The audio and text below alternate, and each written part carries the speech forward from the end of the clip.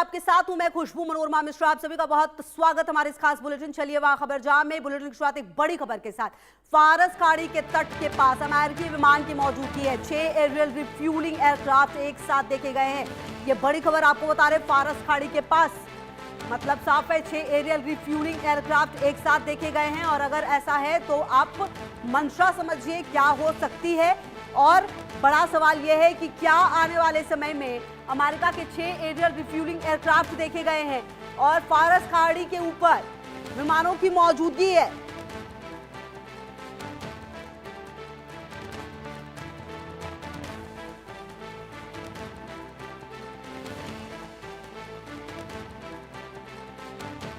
America के 6 aerial refuelling विमानों की मौजूदगी है। अब इसका क्या मतलब निकाला जा सकता है ये आप सोचिए। लेकिन अगर आप पिछले कुछ समय की स्थितियों को देखें और पिछले कुछ समय की परिस्थितियों को देखें तो ये पता चल रहा है कि लगातार जो ईरान है उसने कह दिया था कि होर्मुज में दखल दिया तो करारा जवाब देंगे।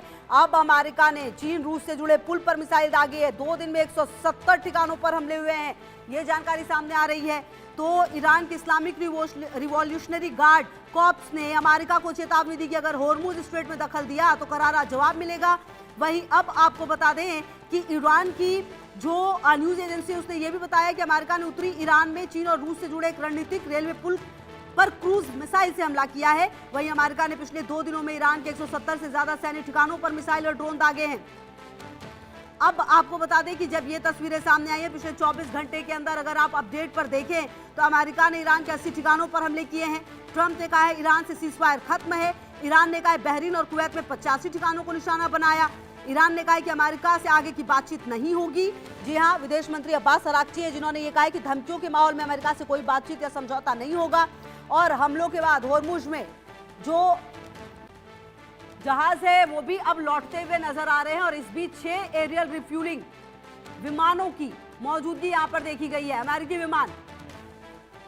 और अगर आप देखिए अमेरिका ईरान के बीच फिर जंग के हालात बनते हुए नजर आ रहे हैं। खमेनेई की मौत हुई, 2 सीजफायर हुए और अब फिर एक बार बमबारी होती हुई। 28 फरवरी 2026 को जो सिलसिला शुरू हुआ, अमेरिका ईरान ने इजराइल पर हवाई हमले किए, खमेनेई के मारे जाने की खबर आई, ईरान ने जवाबी हमला शुरू किया तो होर्मुज स्ट्रेट में तनाव बढ़ा। 1 से 10 मार्च के बीच 2026 के बीच ईरान ने जवाबी कार्रवाई में अमेरिका के सैन्य ठिकानों, इजराइल और खाड़ी देशों की ओर मिसाइल और ड्रोन दागे। वहीं 15 मार्च 2026 को यूएन, चीन, रूस, पाकिस्तान, कतर और ओमान समेत कई देशों ने दोनों पक्षों से युद्ध रोकने की अपील की। बैक चैनल कूटनीतिक बातचीत भी शुरू हुई। वहीं 7-8 अप्रैल 2026 को पाकिस्तान की मध्यस्थता से ईरान अमेरिका 60 दिन के अस्थायी सीजफायर पर सहमत हो गए। अप्रैल जून 2026 दोनों देशों के बीच परमाणु कार्यक्रम और प्रतिबंधों के 3 दौर की बातचीत हुई। 17 जून को पाकिस्तान की मध्यस्थता से शांति समझौता हुआ, होर्मुज खोलना, अमेरिकी प्रतिबंध हटाना, ईरान का परमाणु कार्यक्रम रोकना तय हुआ।